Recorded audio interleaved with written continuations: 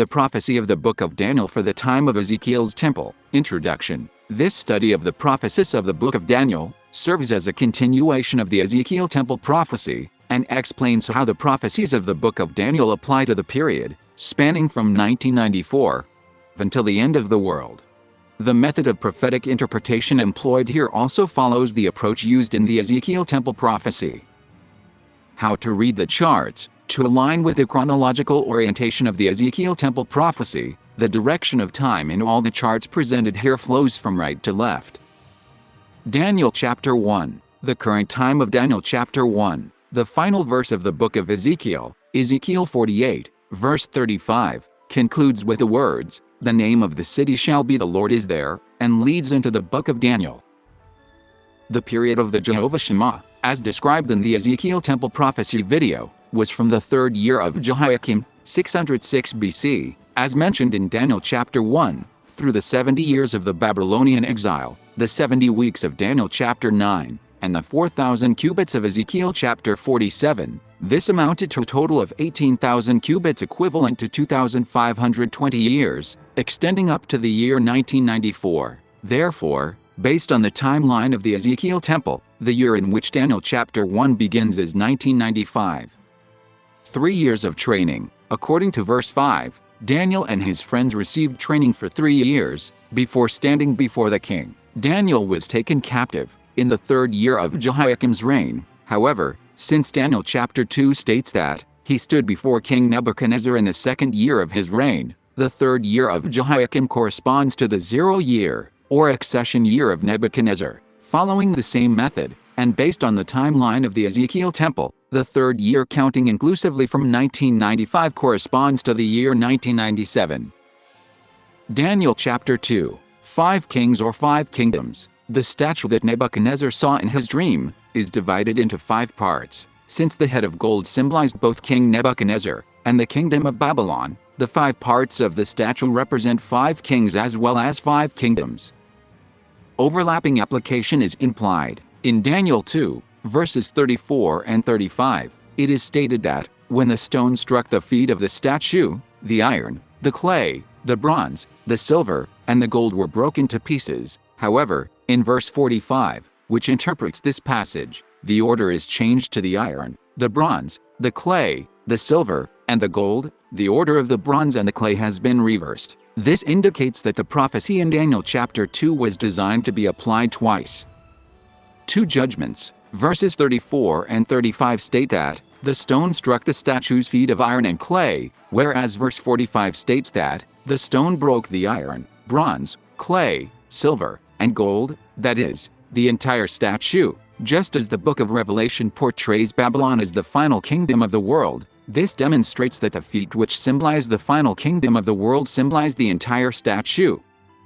The era of the outer and inner courts of the Ezekiel temple, the 2 distinct eras, represented by the statue King Nebuchadnezzar saw, refer to the eras of the outer and the inner court of Ezekiel's temple. Since 1997, the year corresponding to Daniel chapter 2, marks the beginning of the outer court of Ezekiel's temple. The king whose reign encompasses 1997 becomes the first of the 5 kings of the statue during the era of the outer court. Since the inner courtyard's starting year is 2025, the king whose reign encompasses 2025 becomes the first king of the inner courtyard. In Daniel chapter 3, Nebuchadnezzar's act of making the statue out of gold also signifies that the entire statue symbolizes Babylon. Daniel 2 verses 34, 35, and 45 speak from the future to the past, from the iron and to the gold. Therefore, the application of this prophecy also proceeds from the future to the past. The iron, clay, bronze, silver, and gold of Daniel 2 verses 34 and 35 apply to the era of the inner courtyard, while the iron, bronze, clay, silver, and gold of verse 45 apply to the era of the outer courtyard of Ezekiel's temple. The kings symbolized by the gold, silver, clay, bronze, and iron of the outer courtyard era are Clinton, Bush, Obama, Biden, Trump, and Trump. The Obama and Biden administrations, though technically 2 distinct administrations, have been combined into a single entity because, in practice, they functioned as a unified administration. Conversely, the administrations of 2017 and 2025 despite being the reigns of the same president, have been separated into two distinct entities, because the Book of Revelation, chapter 17, prophesies these administrations as the seventh and eighth heads. During the era of the outer courtyard, two idols were erected. The first appeared around 2013, and the second around 2021. The timing of these idols is explained in the Ezekiel Temple Prophecy videos.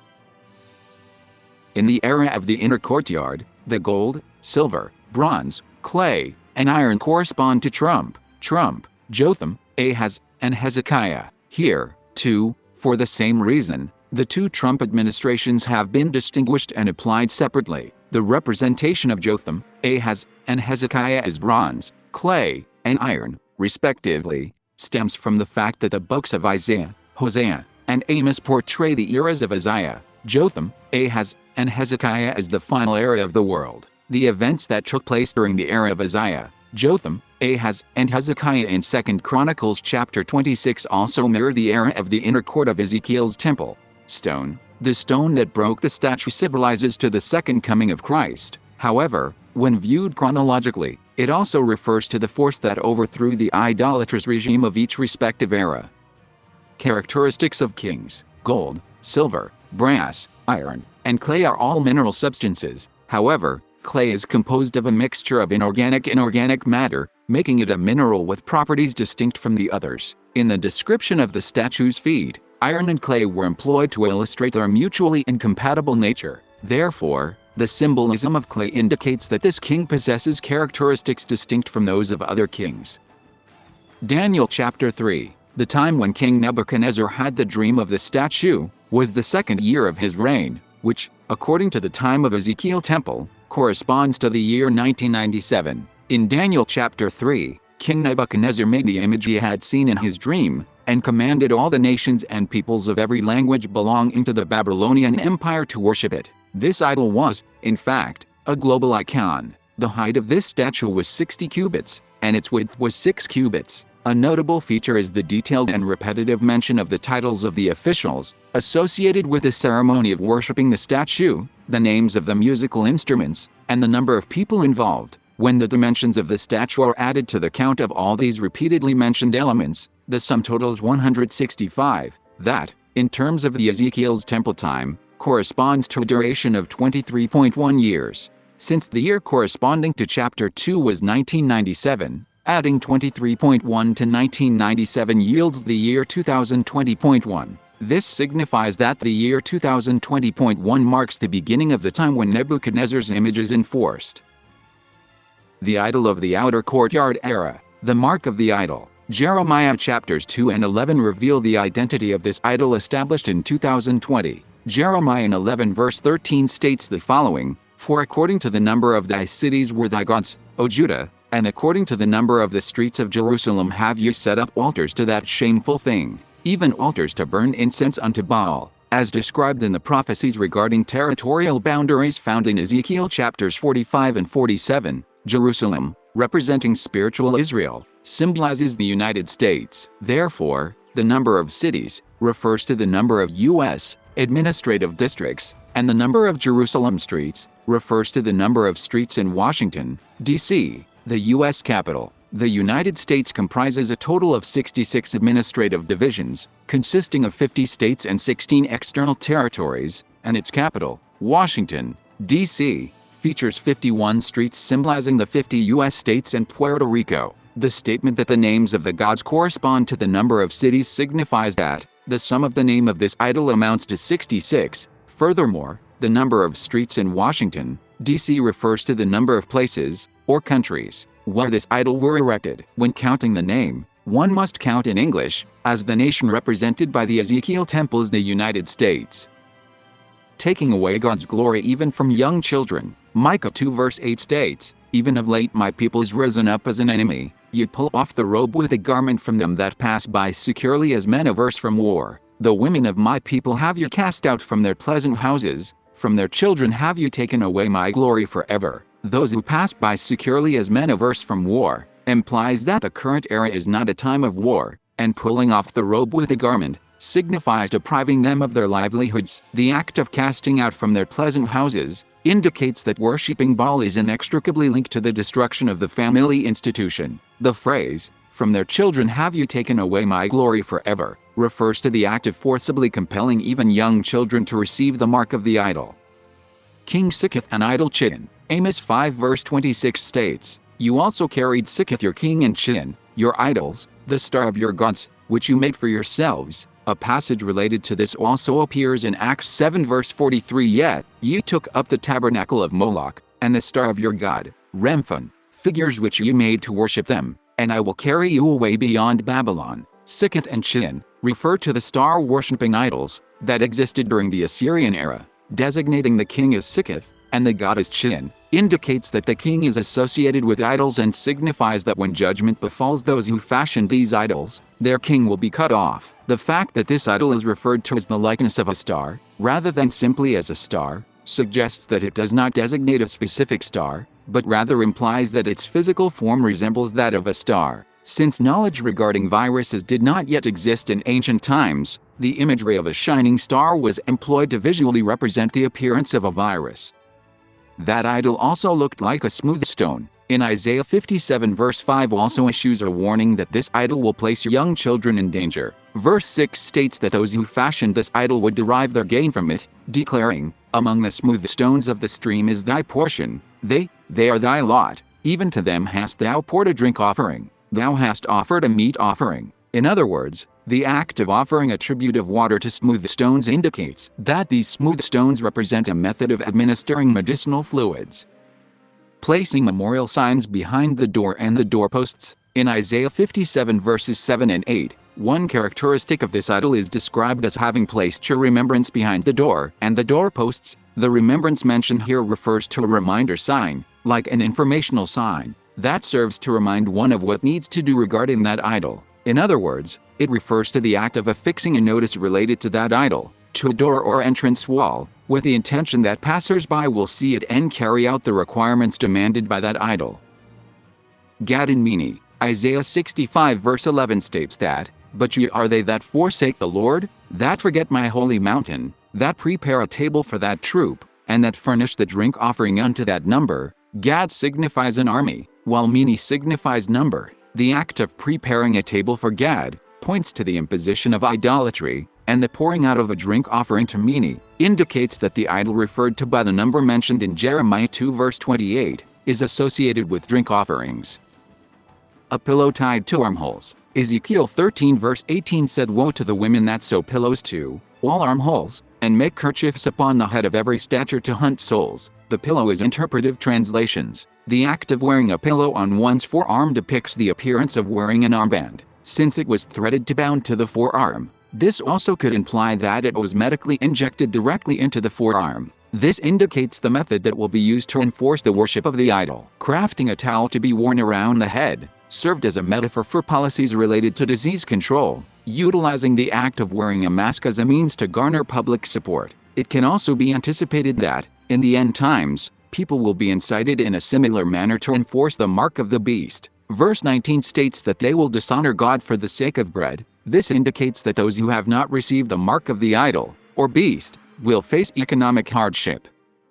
The disease and the idols of Samaria. Hosea 5 verse 13 said, "When Ephraim saw his sickness, and Judah his wound, then Ephraim went to Syria, and sent to the great king, but he is not able to cure you or heal your wound." And Hosea 8 verse 6 said, "For it is from Israel, a craftsman made it, it is not God. The calf of Samaria shall be broken to pieces." This disease did not arise spontaneously, rather, it was planned and created by the nation symbolized by Israel, and this is what constitutes the calf of Samaria.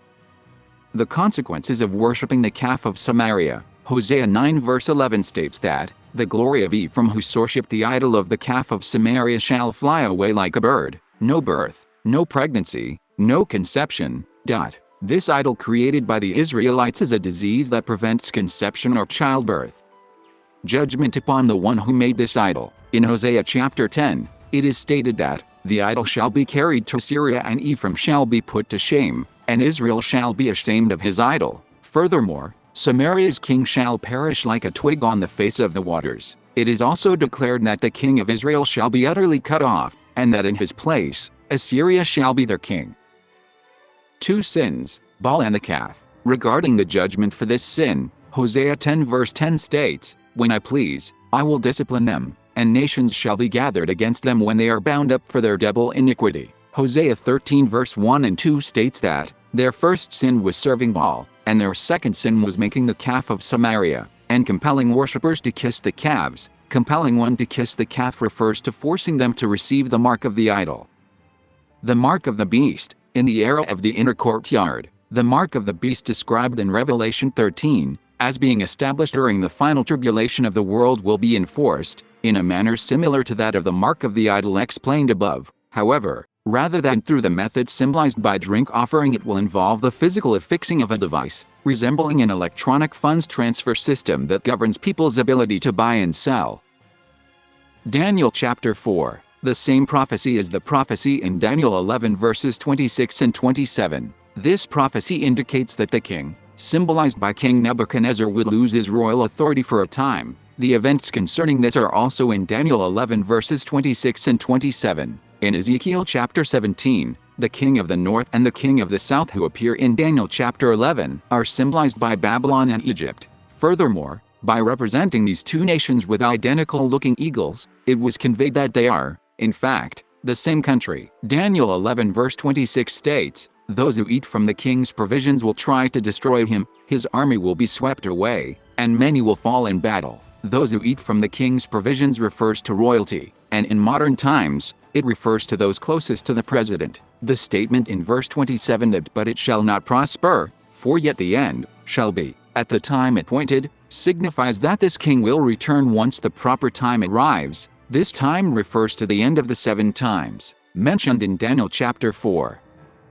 Ox, iron, brass. Daniel 4 verse 15 states, "But leave the stump of its roots in the earth, bound with a band of iron and bronze, amid the tender grass of the field. Let him be wet with the dew of heaven. Let his portion be with the beasts in the grass of the earth." The instruction to leave the stump of its roots in the earth signifies that his kingship would not be extinguished by this event. Furthermore, the command to bind the stump of its roots, which symbolized the life of his kingship, with a band of iron and bronze, indicates that he is a king represented by iron and bronze. The simultaneous appearance of iron and bronze indicates that this corresponds to the era represented by the iron, bronze, clay, silver, and gold of Daniel 2 verse 45, specifically, the era of the outer court of Ezekiel's temple. Verse 25 states that he would eat grass like an ox. Since the ox symbolizes Egypt, this indicates that the power of Egypt would bring about his downfall. The phrase, "his portion be with the beasts in the grass of the earth," signifies that he would become a commoner for a time. 7 times. Verses 16 and 23 state that he would lose his kingship and pass through 7 times. Since the prophecy and interpretation regarding the 7 times came first, followed by the 12 months, the 12 months serve as the operator for calculating the 7 times. Multiplying 12 by 0.14 to convert it into time yields 1.68, dividing 7 by 1.68 results in 4.1. This indicates approximately 4 years. Eagle. Verse 33 states that his hair grew as long as eagle's feathers, and his nails were like bird's claws, indicating that during this period he was away from his kingship, he would become like an eagle. This signifies that the lion that symbolizes Babylon will acquire eagle's wings, indicating that when it regains its kingship, it will wield a magnitude of power unlike any it possessed before. The lion with eagle's wings is prophesied in Daniel chapter 7.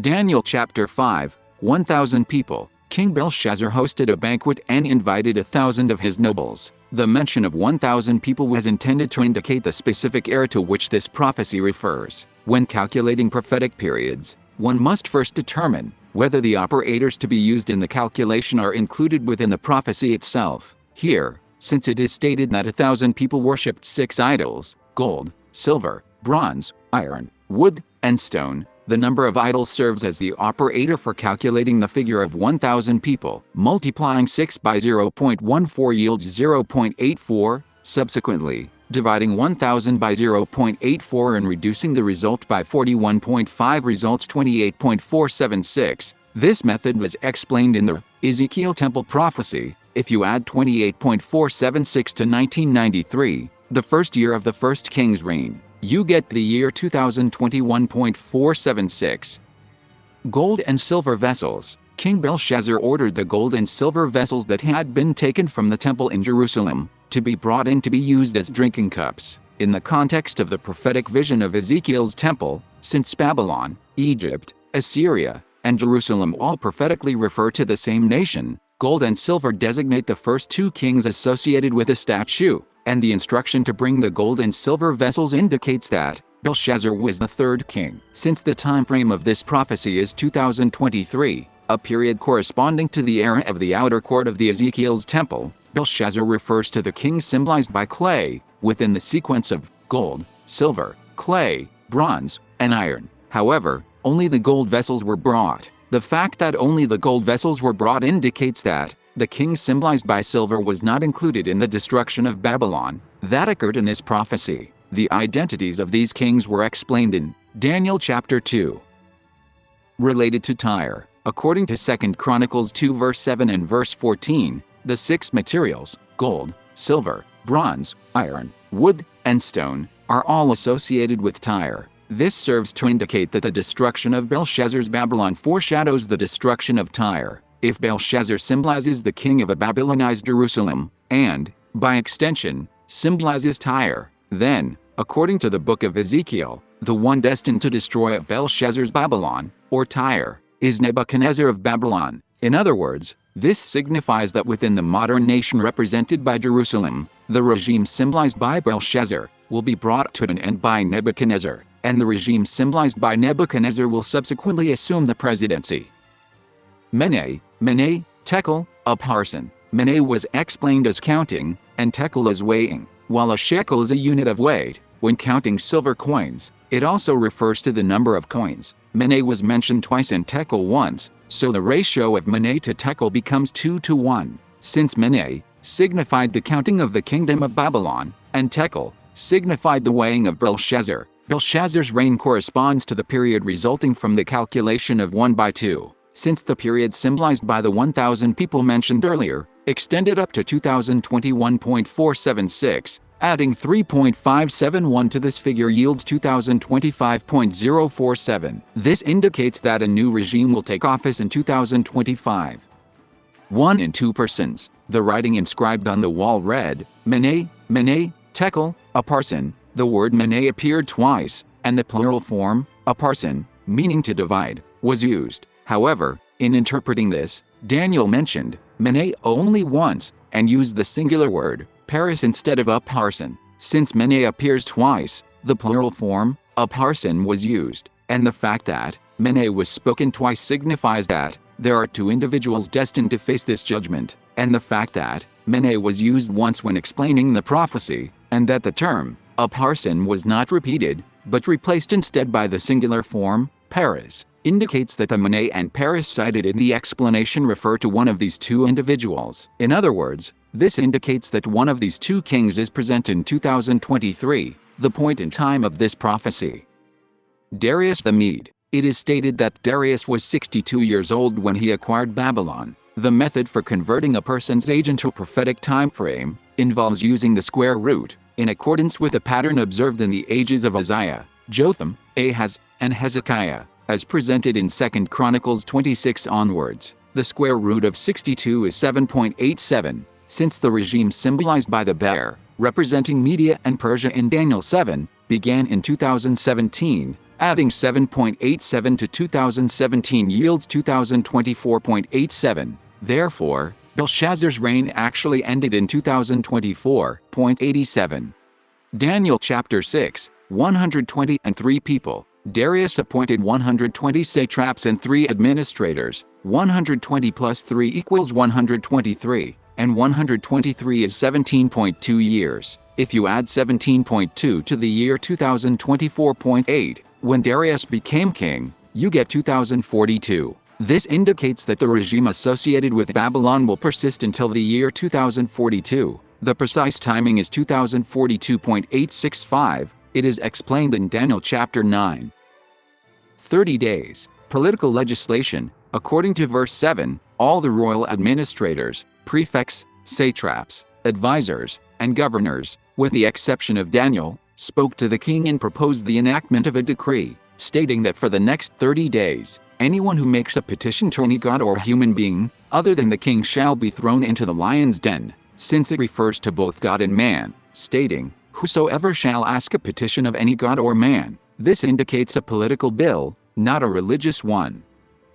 30 days, according to verse 7, people holding 5 different official positions proposed to the king that he enact this decree, and in verse 10, it states that Daniel prayed 3 times a day, even though he was aware of the decree. Verses 11 through 13, they accused Daniel to the king for praying 3 times a day. However, this time the exact number of accusers is not mentioned. Based on this explanation, it can be seen that the description of this bill is divided into 2 parts. The first is 5 official positions, 30 days, 3 times, and the second is 30 days, 3 times. Based on the calculation method for the Ezekiel temple, by regarding the second element as the temporal numerator, and converting 33 into a unit of time, the result is 4.62, dividing 38 by 4.62 results in 8.2. Since the conquest of Babylon by Darius the Mede, as described in chapter 5, occurred in 2024.8, a period of 8.2 years from that point extends to the end of 2032.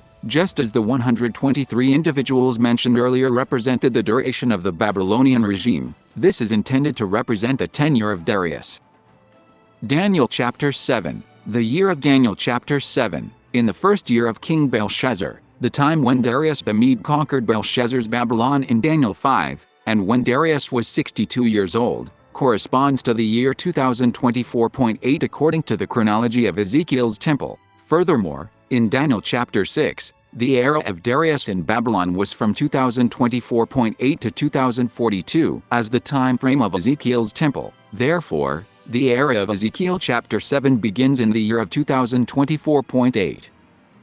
The dual application of prophecy and timelines. Based on the timeline of the Ezekiel temple, the first year of Nebuchadnezzar as described in Daniel chapter 1 corresponded to the year 1994. The second year of Nebuchadnezzar in Daniel chapter 2, calculated inclusively from the time described in chapter 1, was the year 1997, and the time when the statue was erected in chapter 3 was also 1997. The 7 times of Daniel chapter 4 referred to the 4-year period from 2021 to 2024. This indicates that when applying the chronology of each chapter prophetically, it may not necessarily follow a sequential order. This is because biblical prophecies are designed to symbolically represent events occurring across 2 or 3 different eras in an overlapping manner. Vision by night. Daniel received the revelation of chapter 7 in the first year of King Belshazzar, and he stated, "I saw a vision by night." The revelation in chapter 8 was received in the 3rd year of Belshazzar's reign. Regarding this prophecy, an introductory note was added, "After that which appeared unto me at the first," which refers to the vision in Daniel 7. This is because the dreams that Daniel interpreted in Daniel chapters 2 and 4 were the dreams that Nebuchadnezzar had. Therefore, the phrase "the 3rd year of King Belshazzar," after the vision that appeared at the first, serves as an instruction to interpret this in connection with the first year of King Belshazzar mentioned in Daniel chapter 7. The portrayal of the revelation in Daniel 7 as a vision received at night signifies that this revelation concerns events set to commence during the period symbolized by night. Conversely, the revelation in Daniel 8, which is linked to this vision, signifies a revelation concerning events set to commence during the period symbolized by day, the counterpart to night. A time, times, and half a time. The duration of this, night and day, can also be used to define the time mentioned in Daniel 7:25. Since the interval between chapter 7 and chapter 8 is 2 years, a day, comprising both night and day amounts to 4 years. This implies that night and day each constitute half a time, and that when combined, they form a time, then a time, times, and half a time amounts to 14 years. This indicates that there will be a period of religious tribulation lasting 14 years, dating from the time when the Lion of Babylon took on human form, when he subdued 3 kings, and when he enacted a law seeking to alter times and laws. Since the year marking the end of Babylon in Daniel 6 was 2042, subtracting 14 years from 2042 indicates that the period of a time, times, and half a time refers to the years from 2028 to 2042. The precise timing is 2042.865. This specific year were explained in Daniel chapter 9. C. Daniel saw 4 beasts rising from the great sea, since Revelation 17 verse 15 states, "The waters which thou sawest, where the horse sitteth, are peoples, and multitudes, and nations, and tongues." The sea refers to country or place inhabited by various nations, different races, and diverse languages. From a prophetic perspective, during the ancient and medieval eras, the region fitting this description was Europe. The reason various races, languages, and nations could be collectively characterized as a single sea is that empires such as Babylon, Persia, Greece, and Rome were formed through the annexation of other nations. Today, the nation that stands as the largest independent empire is the United States. This is not because of the diverse races, languages, and peoples residing within the U.S. itself, but rather because the many nations under American military dominion effectively function as integral parts of this vast empire. Therefore, the Great Sea mentioned here symbolizes Europe and its dominions during the ancient and medieval periods, and the United States as an empire in the modern era. A lion with eagle's wings. In Daniel chapter 4, during the period when Nebuchadnezzar lost his kingship and became a commoner for the period of 7 times, it is said that his hair grew like eagle's feathers, and his nails like bird's claws. This indicates that when Nebuchadnezzar regained his kingship, he would become the king of Babylon as a lion with eagle's wings. The portrayal of this regime as a beast combining the lion and the eagle signifies that, as the king of the world, he will bring into subjection the nations that oppose him. The eagle's wings are plucked. Revelation 12 verse 14 said, "And to the woman were given 2 wings of a great eagle, that she might fly into the wilderness, into her place, where she is nourished for a time, and times, and half a time, from the face of the serpent." In this passage, the woman refers to God's church, and the 2 wings of a great eagle refer to the United States, founded by immigrants who came in pursuit of religious freedom. Therefore, the plucking out of the eagle's wings signifies the loss of religious freedom. Men. In Revelation 13 verse 18, while describing the mark of the beast, the text states, "Calculate the number of the beast, for it is the number of a man." That number is 666, thereby identifying the beast and the man as one and the same. Therefore, becoming a man signifies that one has acquired the mindset of the one who creates the mark of the beast. The time the lion became human. In Ezekiel chapter 10, as prophetic events unfold, the face of the ox, one of the faces of the cherubim described in Ezekiel chapter 1, disappears and is replaced by the face of a cherub. Furthermore, the faces of the group were described sequentially as first, second, third, and fourth. Therefore, the disappearance of the ox's face signifies the end of the regime symbolized by the ox, and its transition to the second phase, the regime symbolized by the human face. Therefore, the transformation of the lion into human signifies that the ox underwent judgment and perished, giving way to the era of men. Therefore, the time when the lion possessing eagle's wings transforms into human refers to the end of 2028, the moment when the remaining power of Egypt, symbolized by the ox, meets its complete destruction. The era of bear. The time frame of Daniel chapter 7 corresponds to the era of the 2025 regime, whereas in Daniel chapters 5 and 6, the tenure of Darius the Mede began in 2024.8. Since Darius was the king of Media, we can observe that the period of Babylon's lion and the period of Media and Persia's bear overlap. This means that the regime symbolized by the lion is the 2025 regime, and the king symbolized by the bear is also the 2025 regime. 3 ribs. The image of the bear lifting one side of its body while gripping 3 ribs signifies that the 3 kings represented by these ribs will meet their downfall during the second term of the king symbolized by the bear. The events related to this are also found in Ezekiel 21 verses 13-14. The 3 ribs refer to 3 kings. If these 3 kings and the 3 horns, uprooted by the little horn, are the same kings, then these 3 kings refer to 3 of the 4 kings who preceded the bear, among those belonging to the time frame of the outer courtyard of Ezekiel's temple. Conversely, if the 3 ribs and the 3 horns refer to different kings, then the 3 horns refer to 3 of the 10 kings of the 4th kingdom, while the 3 ribs refer to kings of other nations. Leopard, 4 heads and 4 wings. The third beast resembled a leopard, and it had 4 wings like a bird, and 4 heads. The 4 heads indicate that there will be 4 kings, presidents or vice presidents, within the regime symbolized by the leopard, and the 4 wings signifies that there are 2 birds. That means 2 presidential terms. In other words, This indicates that the third king will serve 2 terms as president, but will also be part of 2 different regimes. The fourth beast, dreadful and terrible, and different from all the former beasts. While the first 3 beasts were symbolized using animals familiar to us, the fourth beast did not employ a specific animal. Rather, it was described simply as a beast that was dreadful and terrible, and different from all the former beasts. The fact that this particular beast alone has been singled out as an unspecified entity, distinct from the others, indicates that it represents the kingdom symbolized by the clay among the elements listed in Daniel 2 verse 35: iron, clay, bronze, silver, and gold. The iron teeth and bronze claws were explained in verse 19.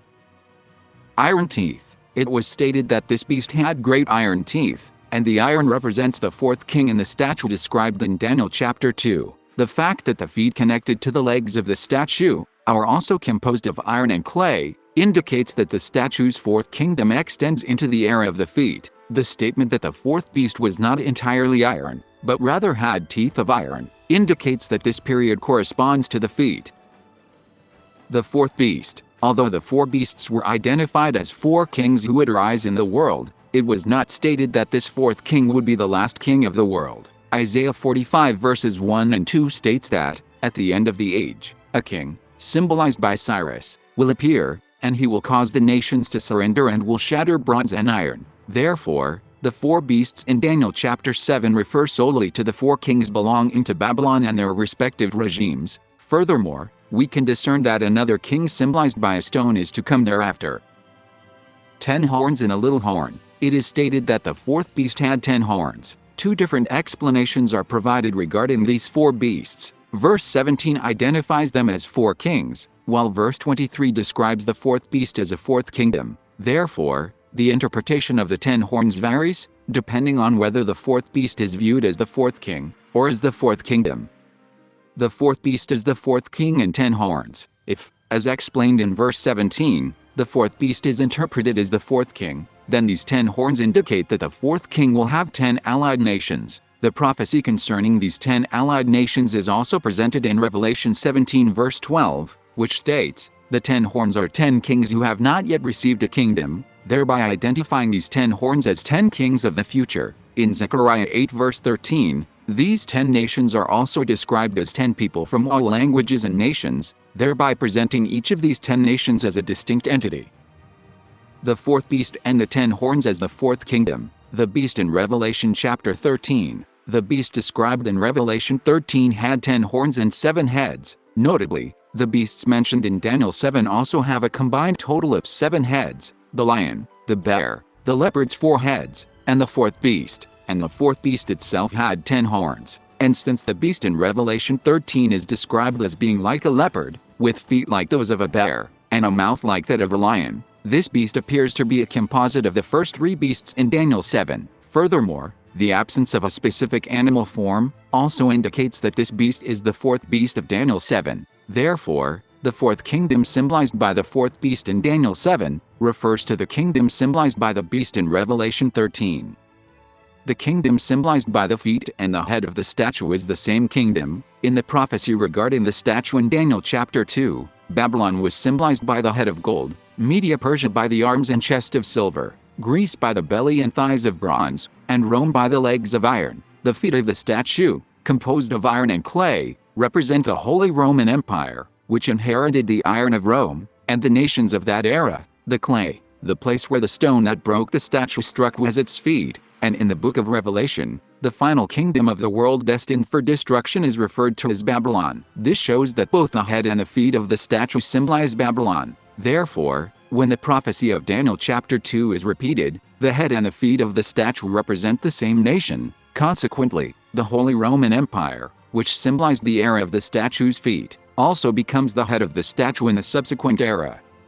The fourth kingdom on earth. If the Holy Roman Empire represents the head of the statue, then Napoleon's France, which brought down the Holy Roman Empire, becomes the statue's second kingdom. The country that brought down France after the era of Napoleon was Germany during World War II. In accordance with the prophecy in the book of Daniel, that the third kingdom would be divided into 4 regions, upon the conclusion of World War II, the German-occupied territories along with the capital, Berlin, were partitioned into 4 sectors: East, West, North, and South. World War II led to the US, Soviet Cold War, and the key events of the Cold War are depicted in Daniel 11, within the prophecy concerning the war between the King of the North and the King of the South. The era spanning from the end of World War II to the onset of the US, Soviet Cold War is the very period encompassed by the Ezekiel Temple. Therefore, the fourth kingdom on earth described in Daniel chapter 7 refers specifically to the United States.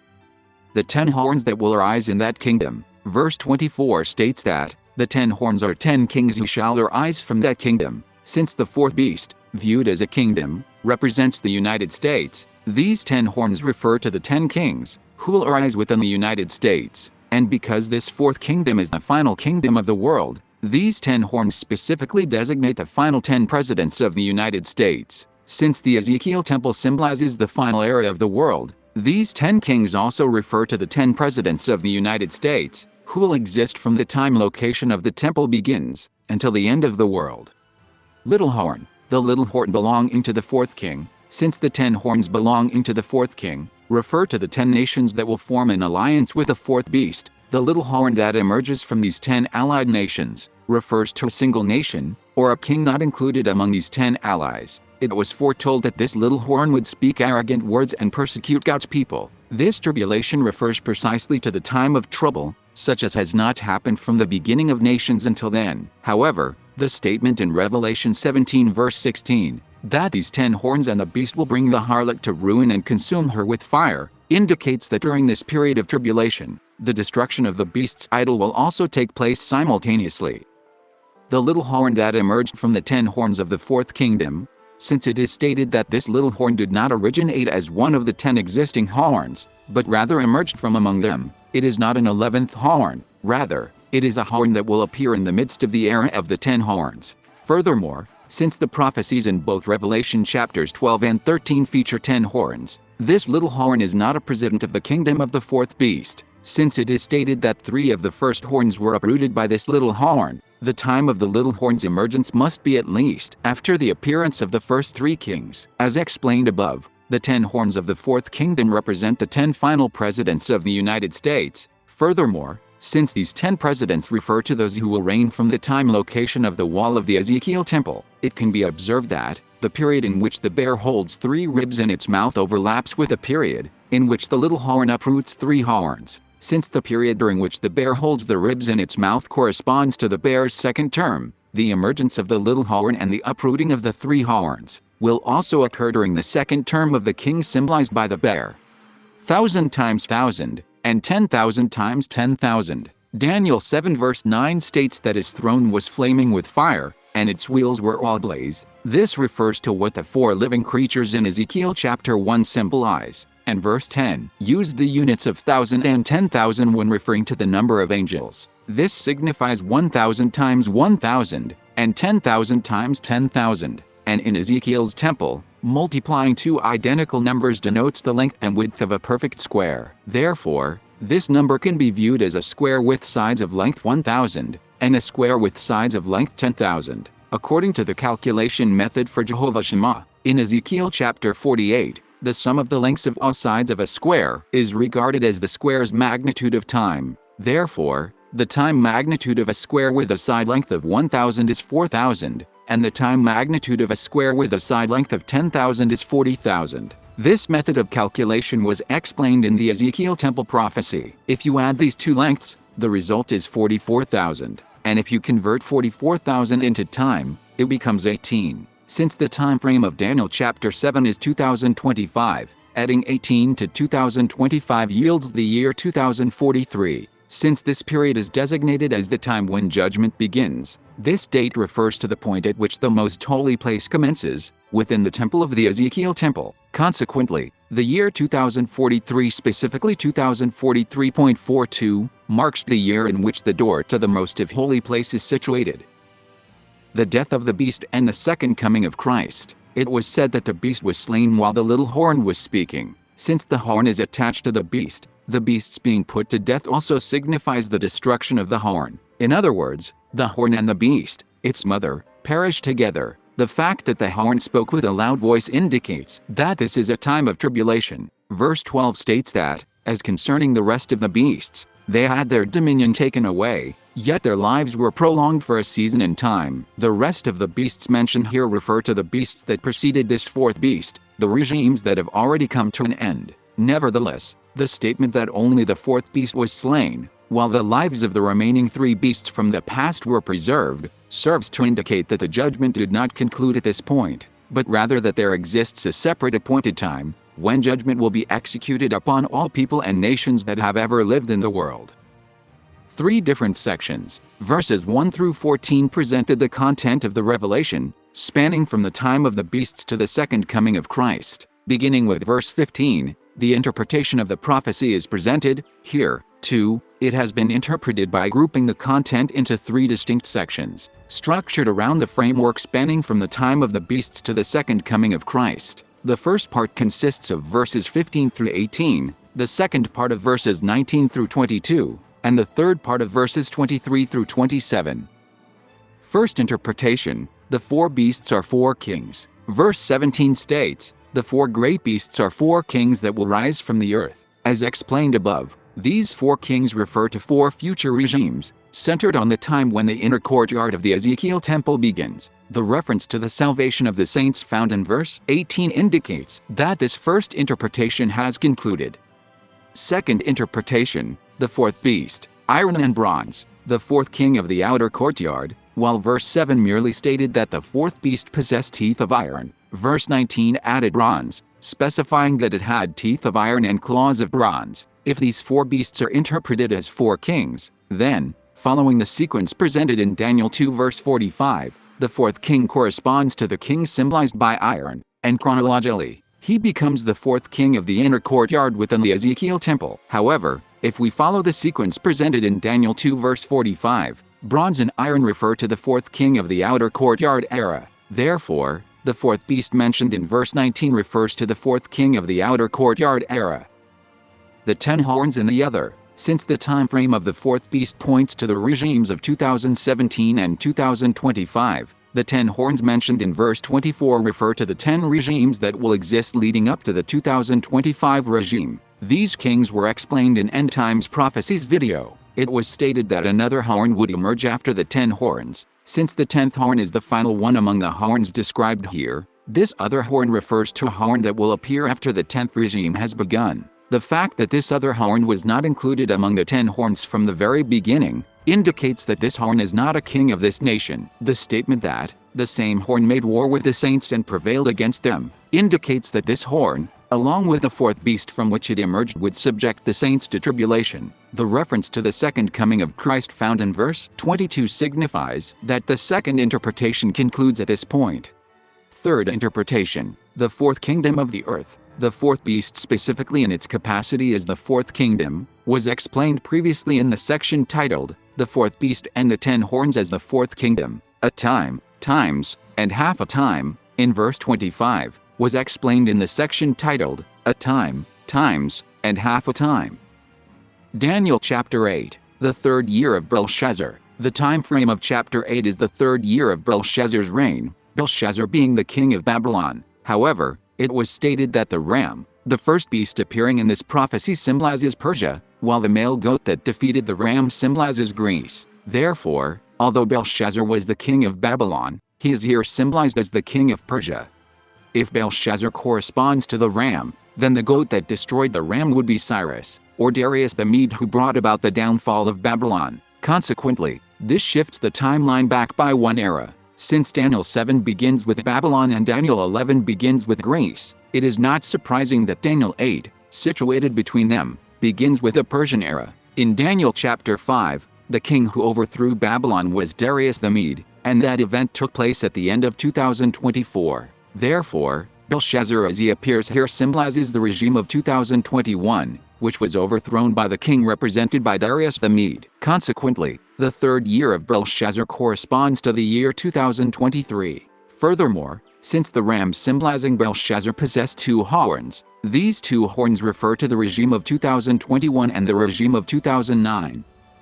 Elam, the citadel of Susa, on the banks of the Ule River. In describing the location where he received this revelation, Daniel stated that while he was physically present in the citadel of Susa in Elam, the vision itself took place by the banks of the Ulai River. Susa was the capital of Elam, and the Ulai River flows alongside the city. However, since the third year of Belshazzar falls before Persia had conquered Babylon, and because Daniel could not have been in the capital of Persia, an enemy nation at the time, the place where Daniel began receiving the vision must have been Babylon. Therefore, the statement that Daniel's body was transported to the citadel of Susa serves to indicate the point in time at which the content of this vision begins. However, the statement that this vision was seen by the Ulai River indicates that the central area of the prophecy presented here, unlike the time of the vision itself, is the era symbolized by the Ulai River. Although this vision begins with a description of the ram, since the goat constitutes the central focus of this vision, the Ulai River refers to the regime that the goat symbolizes. Ram, the two horns of the ram. Here, Daniel saw a ram that has two horns, and one was higher than the other, and the higher one came up last. The presence of two horns signifies that this regime comprises two kings. Furthermore, the fact that the later emerging horn was longer implies not only that the duration of the second king's reign exceeds that of the first, but also that this second king held the title of king even during the era of the first.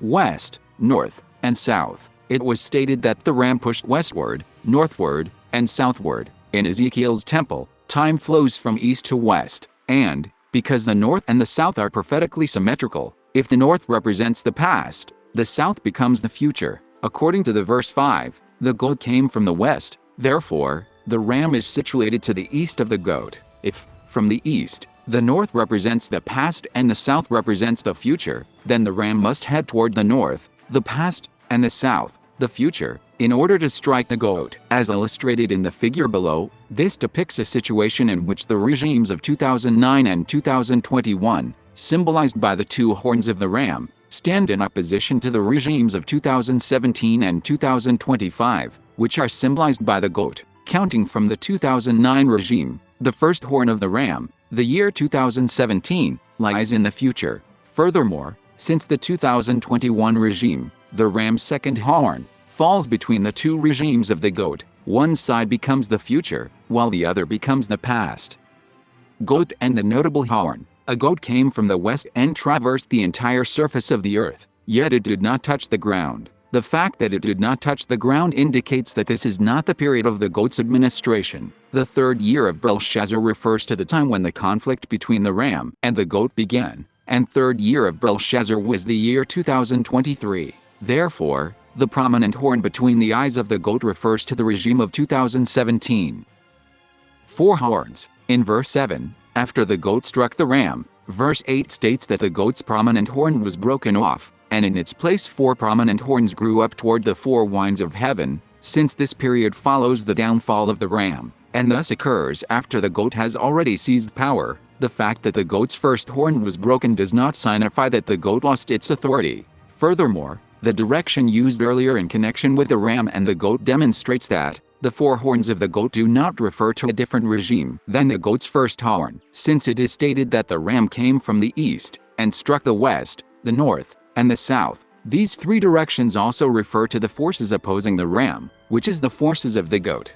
Furthermore, since the ram came from the east, the goat also came to occupy the east, thereby laying claim to all four directions of the heavens. Therefore, the four horns indicate that the goat's regime became four. This does not indicate that the reign of the goat was divided into four parts, but rather that his reign would continue through four successive periods. This structure is analogous to that of the four beasts in Daniel 7, which represent four kings, while simultaneously serving as the four kings of the fourth kingdom. Consequently, the first of the four horns of the goat is, in fact, the goat itself. In other words, the prominent horn that originally belonged to the goat was not broken off and eliminated, but rather became one of the four horns. This parallels the manner in which, in the prophecy of Daniel 7, the king symbolized by the bear overlaps with one of the four heads of the next beast, the leopard.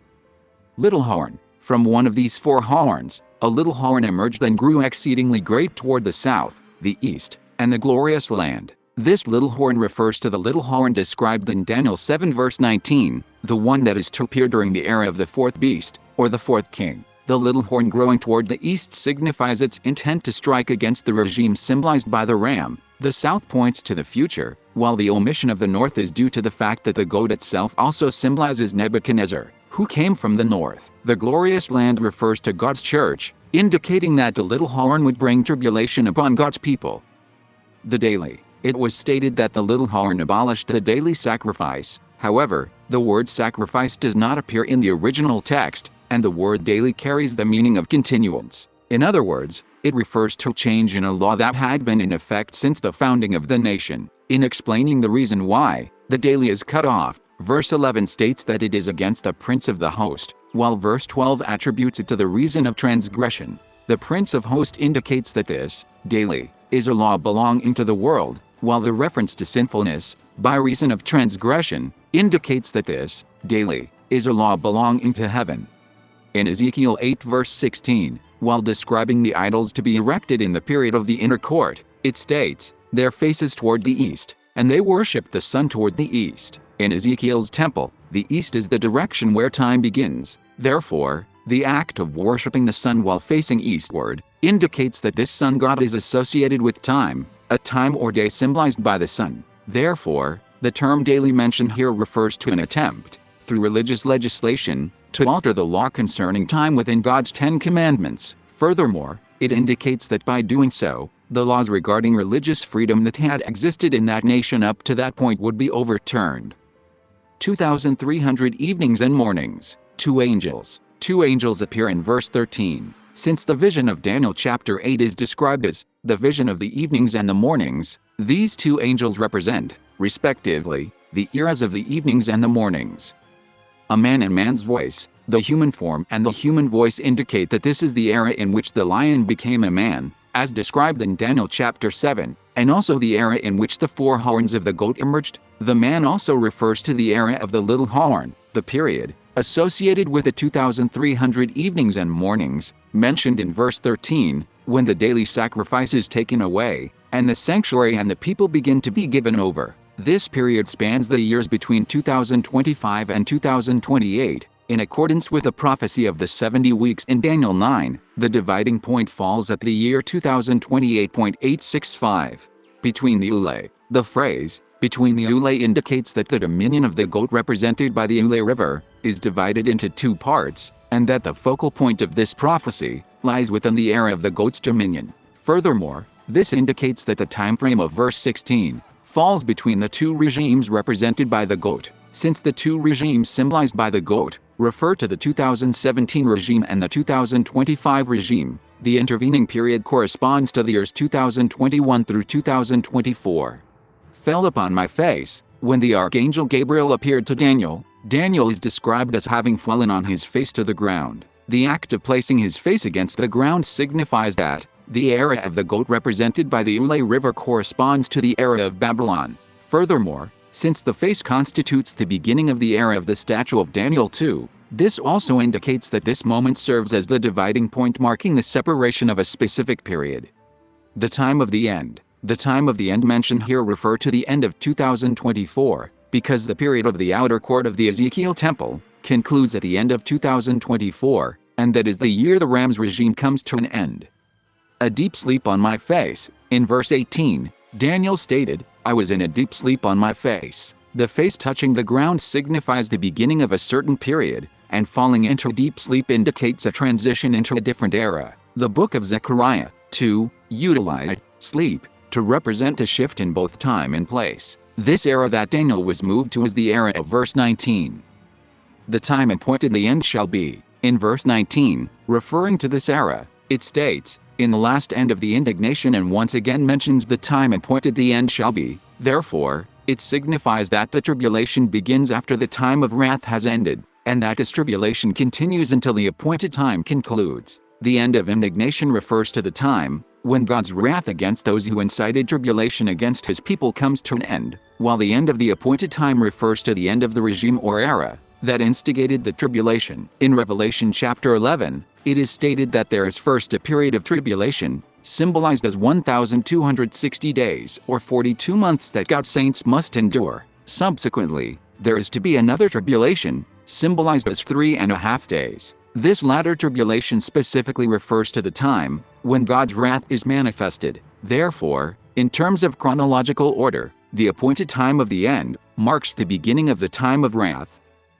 As explained previously, since 2025 marks the year in which the inner court of the temple precincts begins, and the dominion over the outer court comes to an end, 2025 constitutes the end of the appointed time, and also serves as the year in which God's wrath begins. The time when God's wrath ends refers to the time when all judgment against the regime of the Ram concludes, and since this time coincides with the time when the daily is to be cut off, it will be the year 2028.865. The statement in verse 19, that these events are what shall be in the last end of the indignation, serves to indicate that, beginning in the year 2028.865, the events mentioned in verse 13 will commence, the daily sacrifice, and the transgression of desolation, to give both the sanctuary and the host to be trodden underfoot, and the statement that all these events would continue for 2,300 evenings and mornings, indicates that these 2,300 evenings and mornings constitute another appointed time, and that the conclusion of this period marks another end of the appointed time.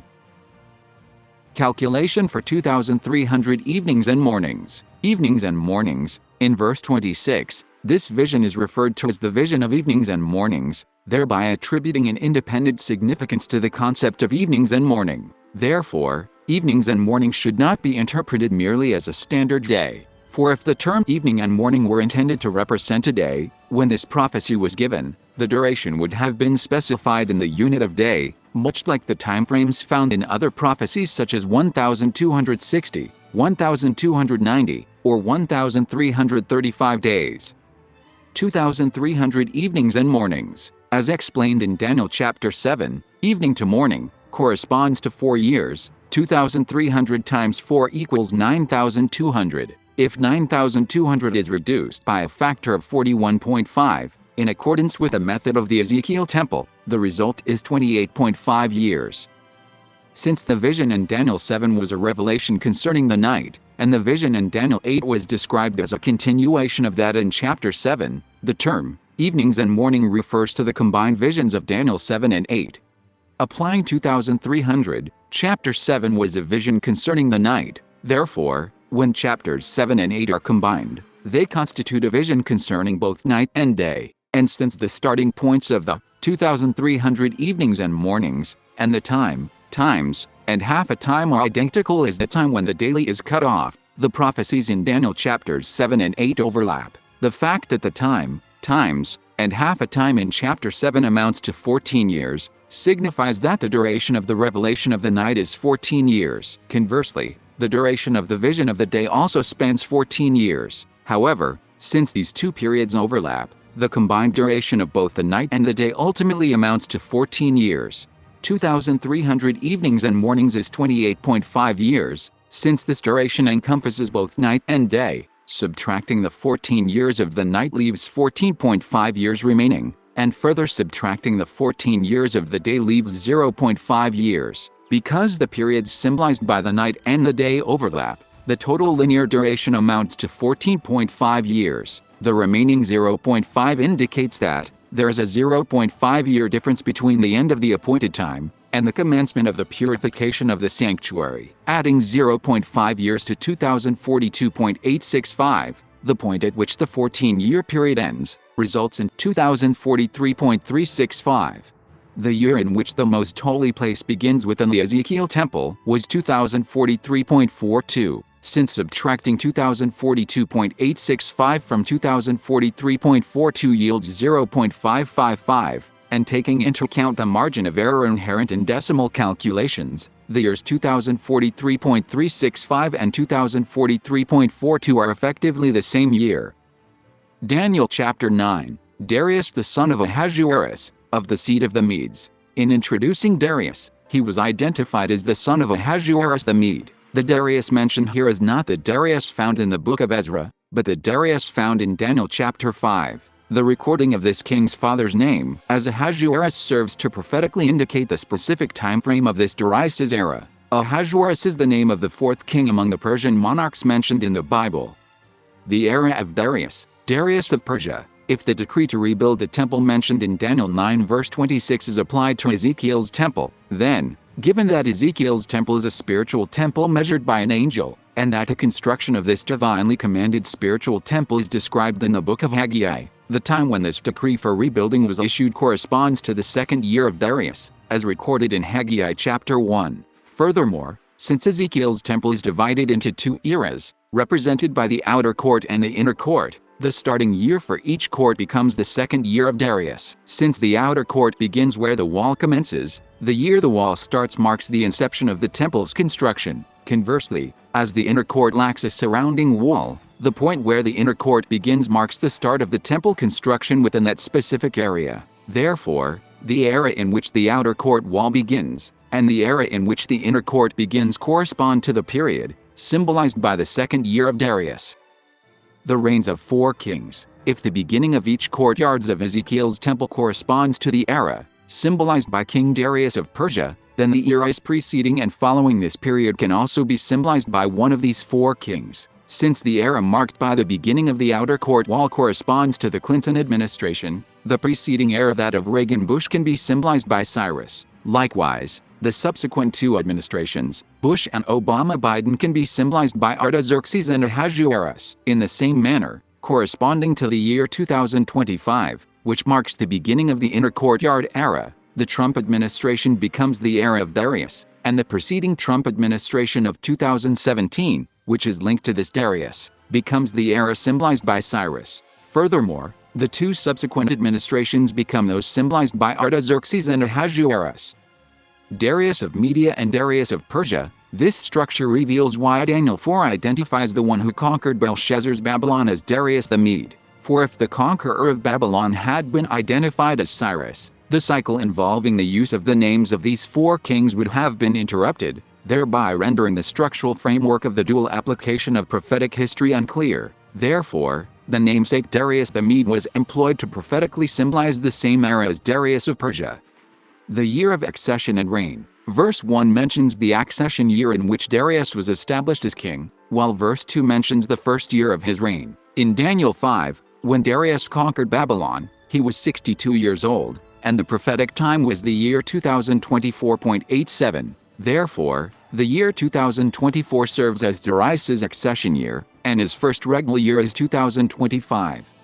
70 years, and the time of the evening oblation. In verse 2, Daniel said, I Daniel understood by books the number of the years, whereof the word of the Lord came to Jeremiah the prophet, that he would accomplish 70 years in the desolations of Jerusalem. To convert these 70 years into the time frame of the Ezekiel temple, an operator is required. Before referring to 70 years, he mentioned 1 year of Darius's accession, and 1 year of his reign, a total of 2 years. And he mentioned the time of the evening oblation in verse 21. Daniel said he was fasting and praying that day, so we can see that Daniel was praying for half a day from morning to evening. 1 day is calculated as 1 prophetic year if there is no special operator, and so half of the day is 0.5 years. This 2.5 year can be used as an operator of time as it is, because the year of the king also becomes the number of years unless otherwise stated. Dividing 70 years by 2.5 yields 28 years. Since the reference point for this prophecy is the year 2025, counting back 28 years from 2025 brings us to 1997, the very year the inner court begins within the precincts of Ezekiel's temple. 7 and 62 weeks, time operator. In the case of the prophecy of the 70 weeks, the chronological markers appear in a distinctive manner. Verse 25 states that an anointed king will arise at the conclusion of the 7 weeks and the 62 weeks, and that the city will be rebuilt during this period. A unique feature of this prophecy is that, although it employs 2 distinct time frames, the 7 weeks and the 62 weeks, it does not divide the events destined to occur during this time into 2 separate categories for explanation. In other words, there was no need to divide it into 2 periods. However, the fact that dividing something that does not need to be divided shows that one of the 2 periods can be used as an operator in its own calculation. 7. If one of these 2 numbers, 7 and 62, can serve as an operator, then, following the method used within the Ezekiel temple to construct temporal operators, based on horizontal and vertical dimensions, the latter number can function as an operator that acts upon the former. This method treats 7 and 62 as the horizontal and vertical dimensions, respectively, and uses the vertical dimension to calculate the horizontal length. Multiplying 62 by 0.14 yields 8.68, and dividing 7 by 8.68 results in 0.8. Thus, the duration of time symbolized by the number 7 becomes 0.8 years. 62. If the numbers from verses 25 and 26 are viewed as a single list, they form 7, 62, 62. This, too, can be calculated by following the method used in the Ezekiel's temple to determine height based on width and length. Adding 7 and 62 yields 69, and multiplying 69 by 0.14 results in 9.66. Dividing 62 by 9.66 gives 6.41. 7 and 62. The 7 weeks and 62 weeks mentioned in verse 25 amount to 7.21 years, whereas the 62 weeks mentioned in verse 26 remain 6.41 years.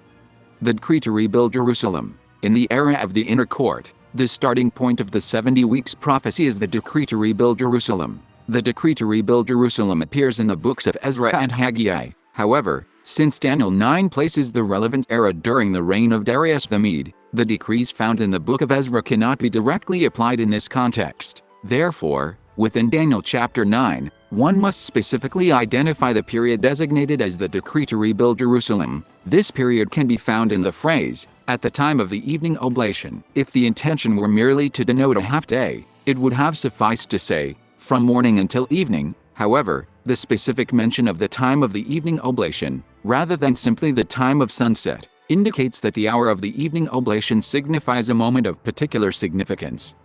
Hebrew time designates sunrise as 0 hour, 6 a.m., and sunset as 12th hour, 6 p.m., dividing the intervening period into 12 hours. The 9th hour, the time for offering the evening oblation, is 3 p.m. The use of the time of the evening oblation as a dividing point, combined with the fact that Daniel prayed 3 times a day, indicates that the entire day was divided into 4 parts, and the time for offering the evening oblation corresponds to the 3/4 mark of the total duration. If we liken these 12 hours to the 12 months of the year, the time of the evening oblation corresponds to early October, the 3/4 mark of the year. Therefore, the time signified by the hour of the evening sacrifice corresponds to October, and when added to the year 2025, the time frame of Daniel chapter 9, it becomes October 2025. This marks the starting point for the calculation of the 70 weeks. The precise date corresponds to October 5, 2025, the date indicated by the 5th day of the 10th month in the 12th year of our captivity as found in Ezekiel 33 verse 21. This calculation was explained in the Ezekiel temple. 7 weeks and 62 weeks of verse 25, adding 7.21 years, comprising 7 weeks and 62 weeks, to the year 2025.76, yields 2032.97. It was stated that a king would appear at this time, and that the reconstruction of Jerusalem would be completed by then. The rebuilding of Jerusalem prophesied here refers not to a physical building or church established by a specific nation or denomination, but rather to the spiritual church built within our hearts, that which the temple precincts of Ezekiel symbolize. 62 weeks of verse 25. Verse 26 states that the king will be cut off after 62 weeks. However, since the king's appearance must necessarily precede this event, these 62 weeks must be applied to the period following 2033, the year in which the king appears. Adding 6.41 to 2032.96 yields the year 2039.37, according to the Ezekiel temple timeline. The year 2039.43 marks the beginning of the temple porch, since it is stated to occur after the 62 weeks. The year 2039.38 is not the year in which the king is cut off, but rather a point in time subsequent to it.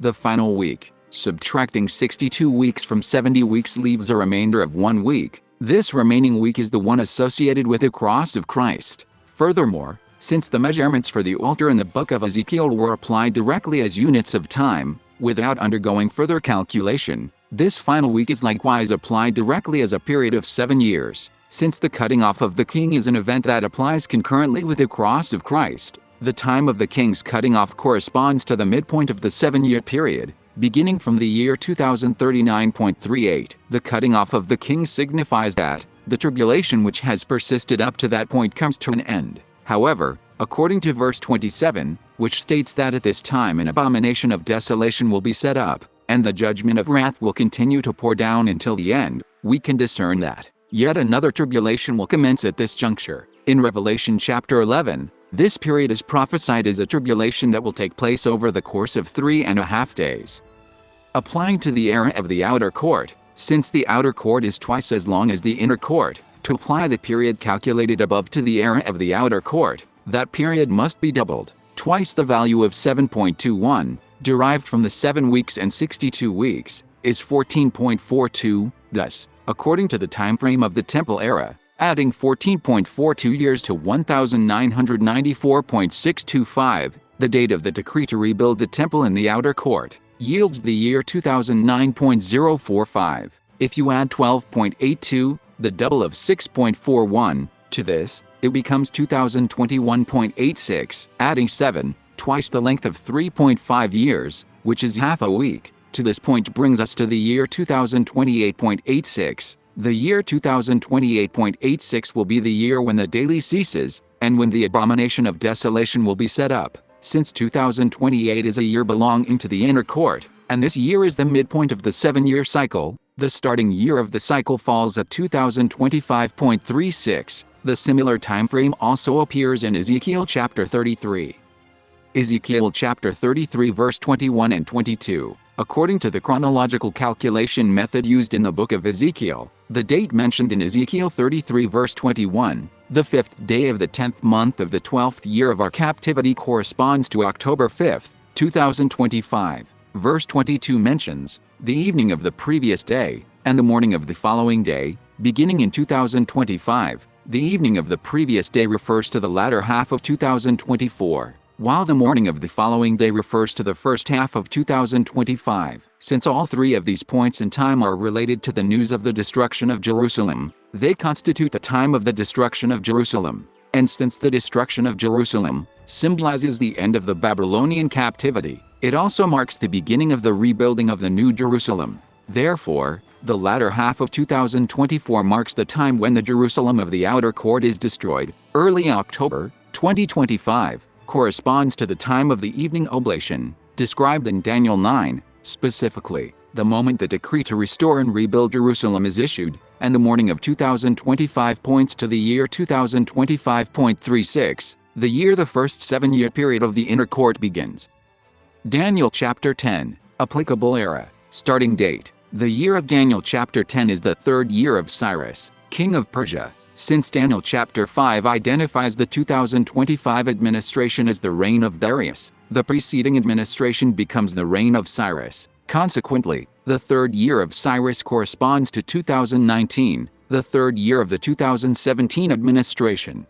Emphasizing that it is something that occurred in the past. Unlike the other prophecies in the book of Daniel, the prophecy in chapter 10 presents its explanation in the past tense. The emphasis in verse 2 through the phrase, "at that time," that the event in question took place in the past, is a mode of expression not frequently employed in other prophecies. The statement in verse 21, "First I will tell you what is written in the book of truth," also indicates that these events are matters already recorded, that is, things that took place in the past. In chapter 11, verse 1 as well, this event was presented as something that had occurred in the past, stating, "In the 1st year of Darius the Mede, I took my stand to support and protect him." Furthermore, in chapter 11, verse 2, it is stated once again, "Now then, I tell you the truth." This statement serves as a reiteration of, "First I will tell you what is written in the book of truth," mentioned in chapter 10, verse 21, thereby emphasizing that these events belong to the past. The emphasis placed here on a backward direction indicates that, when calculating the timeline of this prophecy, one must count backward, that is, in a reverse direction, starting from the time of the prophecy, the 3rd year of Cyrus. Belteshazzar. Belteshazzar is Daniel's Babylonian name, named after Nebuchadnezzar's god. In the book of Daniel, there are 10 instances where Daniel is referred as Belteshazzar. In every instance, with the exception of chapter 10, this name is used when discussing events or prophecies directly related to Babylon. In chapter 1, the chief eunuch addressed him by this name, while in chapters 2, 4, and 5, it was the king who did so. However, since the prophecies spanning chapters 10 through 12 are not directly related to Babylon, and furthermore, because Daniel is the only individual involved in these prophecies, there was no reason to introduce him by the name Belteshazzar, which was derived from the name of a Babylonian god. Nevertheless, the deliberate choice to use that specific name indicates that this name carries a special prophetic significance applicable solely to chapter 10. Babylon symbolizes the final kingdom of the world. In the book of Revelation, the destruction of Babylon is portrayed as the destruction of the world, and the god of Babylon is referred to in Revelation chapter 13 as the image of the beast. And to understand what the mark of the beast is, it was said to count the number of the beast. As explained above, the fact that Daniel is introduced as Belteshazzar in the prophecy of Daniel chapter 10, where there was otherwise no need to identify him as such, signifies that the name Belteshazzar is to be included in the calculation of the prophetic time periods. And Belteshazzar was said to be the name of the god of Babylon, and Revelation 13 asked us to count the names of the idol of the beast. So if we connect these two words, we count the names of Belteshazzar in the manner of Revelation 13. Since the nation represented by the Ezekiel temple is the United States, if one writes Belteshazzar using the English alphabet and calculates the sum of the corresponding numerical values, the total comes to 143.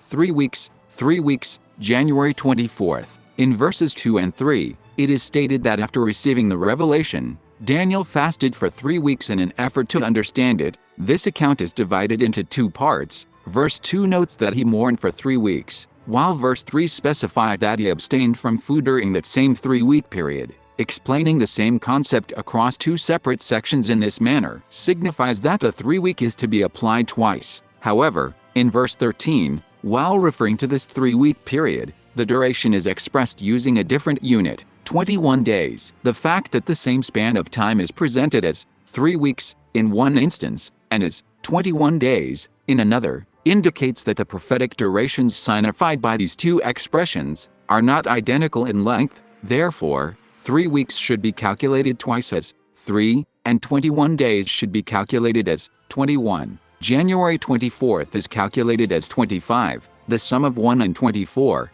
as explained in the Ezekiel temple. If we sum the value of 143, represented by the previously mentioned Belshazzar, together with the two instances of 3 weeks appearing up through verse 4 and January 24th, the total amounts to 174. In terms of the timeline of the Ezekiel temple, this corresponds to 24.36 years. Given that the third year of Cyrus corresponds to 2019, and in order to apply this duration in reverse as explained above, subtracting 24.36 years from 2019 yields the year 1994.6. The Hittite River, east of Assyria, at this time, in the 4 and 20th day of the first month, the year 1994 in the time frame of Ezekiel's temple, Daniel stated that I was by the side of the great river, which is Hittite. A river symbolizes a regime or a specific era. In verse 4, the Hittite is described as a great river, signifying that this regime is not merely a single administration, but rather a regime that constitutes a major power. And Genesis 2 verse 14 states, "And the name of the third river is Hittite, that is it which goeth toward the east of Assyria, and the fourth river is Euphrates." Since it is stated that the Hittite flows to the east of Assyria, the Hittite is a river belonging to Assyria. Furthermore, because the east precedes the west in terms of time, it signifies the era in which Assyria began. Next, it was stated that the fourth river is the Euphrates, and since the Euphrates symbolizes Babylon, the Hittite refers to the era of the outer court within the precincts of Ezekiel's temple, while the Euphrates refers to the era of the inner court. A man clothed in linen. Verse 5 and 6 said, "Then I lifted up mine eyes, and looked, and behold a certain man clothed in linen, whose loins were girded with fine gold of Uphaz. His body also was like the beryl, and his face as the appearance of lightning, and his eyes as lamps of fire, and his arms and his feet like in color to polished brass, and the voice of his words like the voice of the multitude." Gold, beryl, and lightning all belong to the yellow color spectrum. Likewise, in Ezekiel 40 verse 3, the appearance of the one who came to measure the temple is also depicted using a color from this same spectrum, described as appearance like bronze. The year 1994 also marks the time when the wall of the Ezekiel temple was situated. In Ezekiel chapter 1, It is stated that the color of the wheels belonging to the 4 living creatures was like beryl, and the appearance of the 4 living creatures was depicted as torches and lightning. The linen garment is the attire worn by the one who placed the seal in Ezekiel 9 verse 3, signifying that the period of judgment is encompassed within this present age. The pure gold of Uphaz is that which was used to fashion idols in Isaiah 10 verse 9. Thus, the silver of Tarshish and the gold of Uphaz represent the 2 idols of the outer court era. Face, ground, hands and knees. The process of Daniel rising, applied to the past. Daniel stated that when he heard the voice of the one who had come to explain the vision to him, he fell face down in a deep sleep. Furthermore, in the process of rising from his prostrate position, Daniel first remained briefly in a state where his knees and palms touched the ground before standing up. Typically, the standard sequence begins with a standing posture and then transitions into other positions. However, in this instance, the sequence starts with a prone position, followed by rising to a standing position. The reason for presenting this in a manner contrary to the standard convention is to indicate that the time period in question applies retrospectively from that specific point in time. Face, knees, hands, face. The fact that Daniel's face was initially turned toward the ground signifies that this specific moment, 1994, represents the present time within the prophecy. Subsequently, his knees and hands appeared, followed once again by his face. This indicates that, up to this point in time, 3 distinct administrations had been in power. The year 1994 falls within the Clinton era, which was preceded by the Bush era, and that, in turn, by the Reagan era. 21 days and the first day of fasting. In verse 12, the angel stated that he set out on the very first day Daniel resolved to humble himself, and in verses 1 through 4, it is noted that Daniel concluded his 3-week fast on the 24th day of the first month. Therefore, the date on which Daniel began his fast is the 3rd, 21 days prior to the 24th. Thus, the reason 21 days were allotted is to determine the first day of the fast. Consequently, 21 days and the 3rd day can form a grouping for the purpose of calculating prophetic periods. This means that 3 can be used to calculate the duration, symbolized by 21 days. Following the methodology of the Ezekiel temple, if one multiplies 3 by 0.14 to convert it into a unit of time, and then divides 21 days by that result, the outcome is 50. For the reasons explained previously, this period, too, must be interpreted as belonging to the past. The era spanning up to verse 11 corresponds to 1981, the first year of the Reagan administration, and subtracting 50 years from this yields the year 1931. Facing toward the ground. Verse 15 once again states, I set my face toward the ground, indicating that the year, 1931, had shifted to the present time. The first year of Darius in Daniel 11 verse 1. The next chronological reference appears in chapter 11, verse 1, marking the first year of Darius. From a purely contextual standpoint, since the mention of Darius's first year bears no direct relation to the content beginning in chapter 11 verse 2, it should be included within chapter 10. However, the reason this was included in chapter 11 is to indicate that when calculating the chronology, by linking this first year of Darius to the timeline of chapter 10, one should not proceed from the future toward the past, as was done in chapter 10. In other words, the instruction is to add, rather than subtract, the 1 year from the first year of Darius to the calculation extending up to chapter 10, verse 14, thereby arriving at the year 1932. Therefore, 1932 marks the era of Darius, and the regime symbolized by Cyrus becomes the subsequent regime, the one commencing in 1933. Daniel chapter 11. The following chart is a summary of the contents from the videos, The Kings of the North and South, and End Times Prophecies.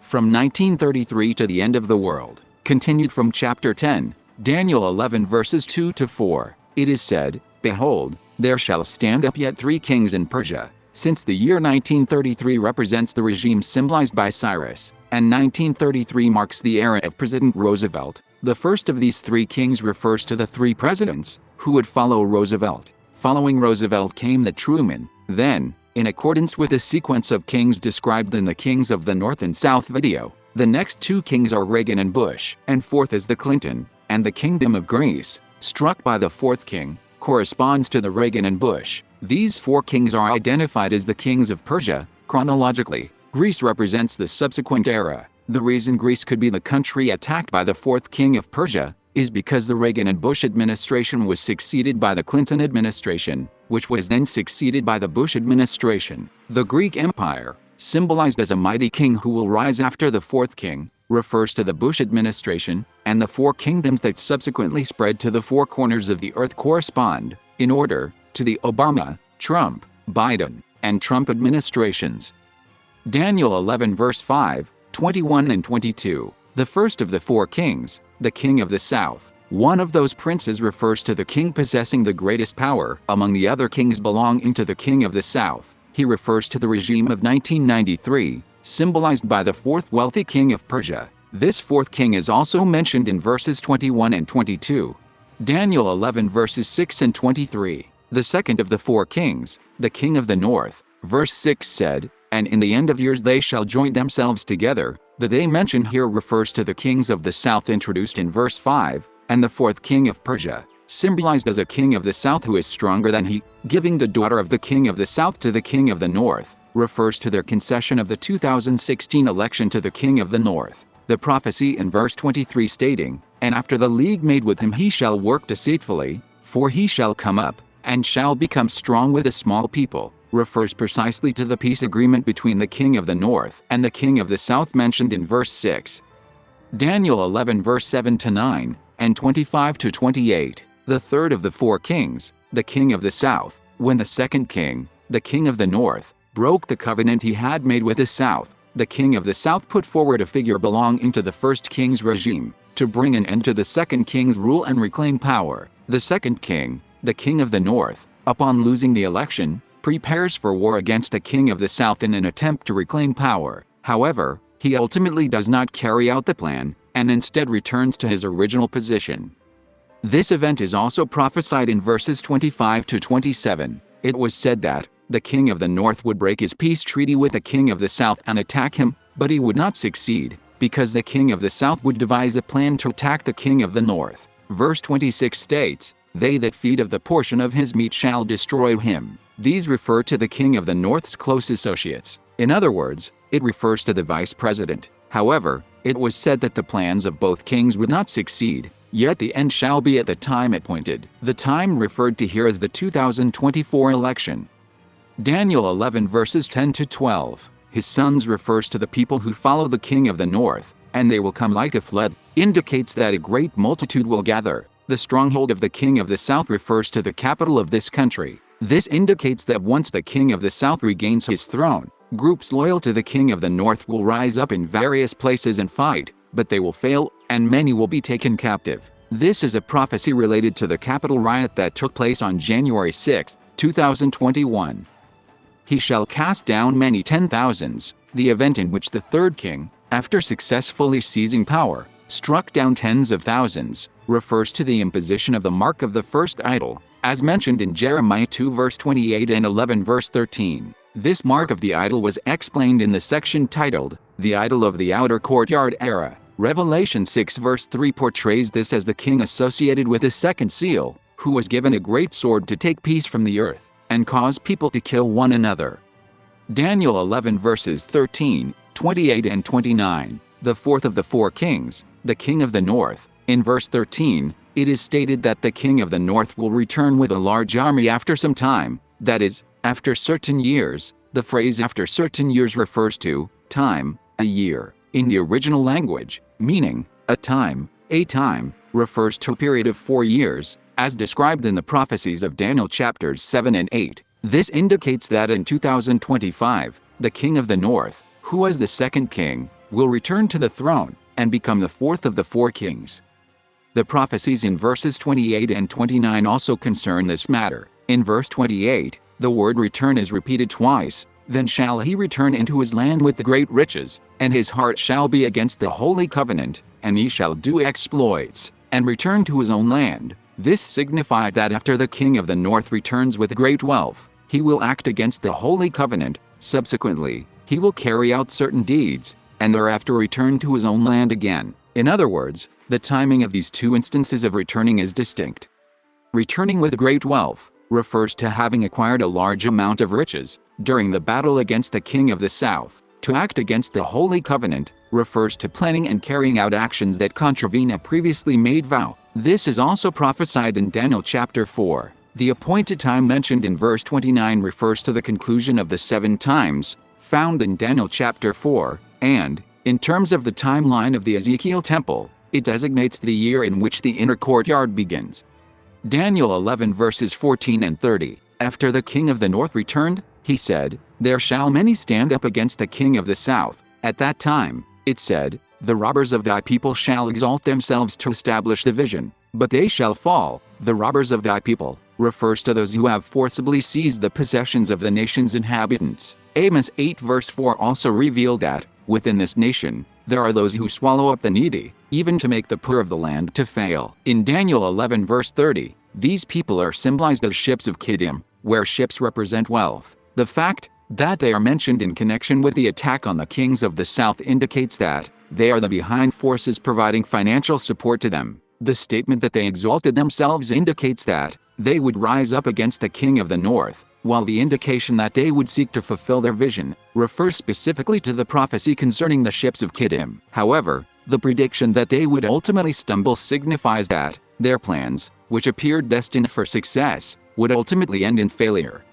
Daniel 11 verses 15, 16, 40, and 41. The statement that the king of the north will come and besiege the king of the south refers to the 2024 election and the events that will unfold thereafter. It was stated that he would stand in the glorious land. Since this occurs after the king of the north has already seized power, the glorious land here refers not to political authority, but rather to God's people or church. In other words, it signifies the onset of religious tribulation.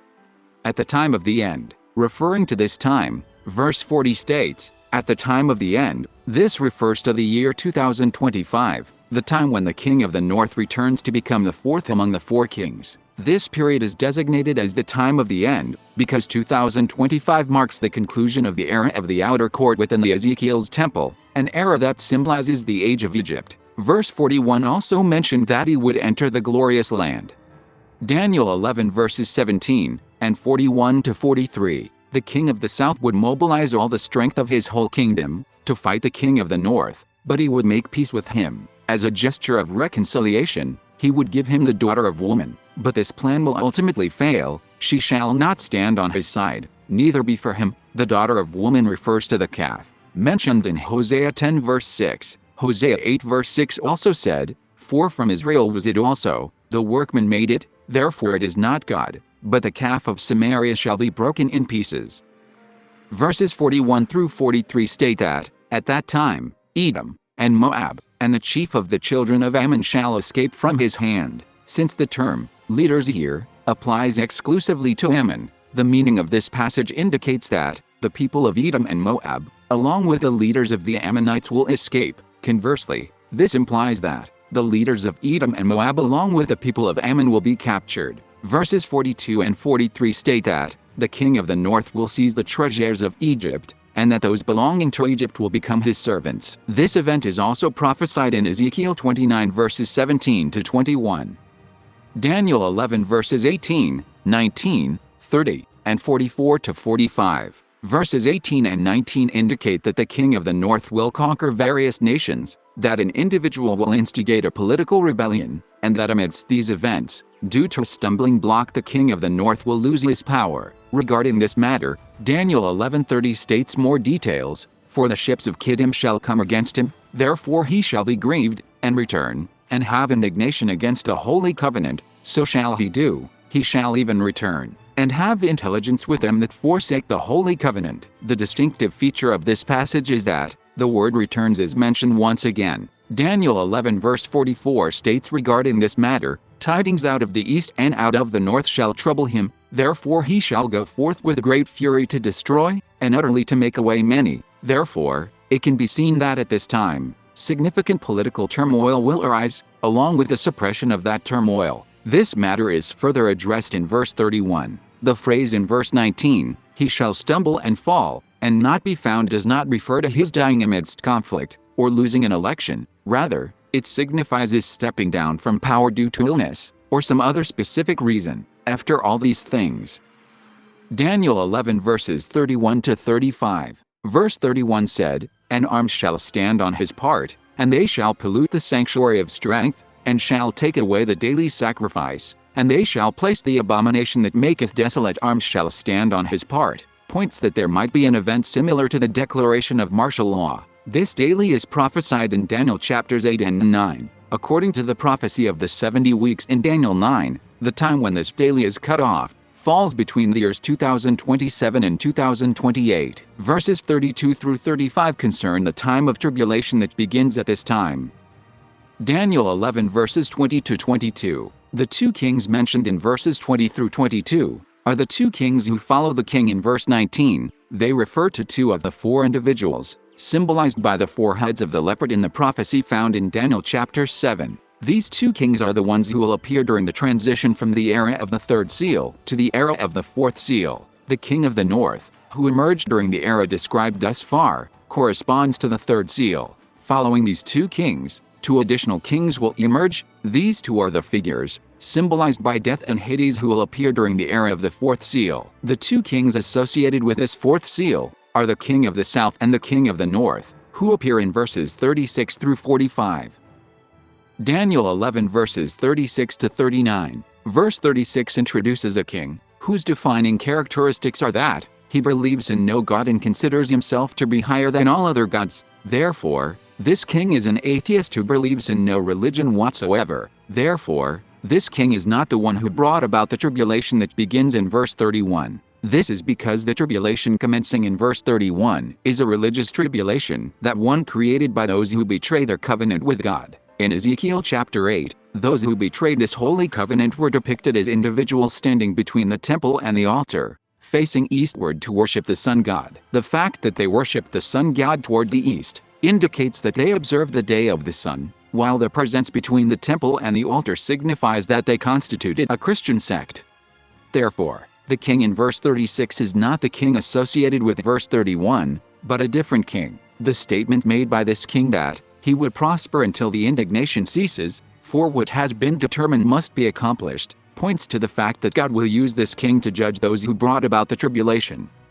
Daniel 11 verses 40 to 45. The king of the north and the king of the south change. It is stated that at the time of the end, the king of the south pushed at him. While the time of the end, mentioned here, can carry the general meaning of the end of the world, within the context of the Ezekiel temple, it specifically refers to the year 2039, the point at which the era of the inner court transitions into the era of the temple. At this point, it was stated that the king of the south would thrust at him. Here, him refers to the king mentioned in verse 36. The king of the south mentioned here refers to the fourth of the four kings, represented by the four beasts in Daniel chapter 7. This figure is designated as the king of the south rather than the king of the north, because the king described in verse 36, who comes to attack him, is the king of the north destined to judge him. During the era of the Ezekiel temple's outer court, the kings affiliated with the regime of Egypt served as the king of the south. Indeed, it was these very kings who instigated the tribulations of the outer court era. Furthermore,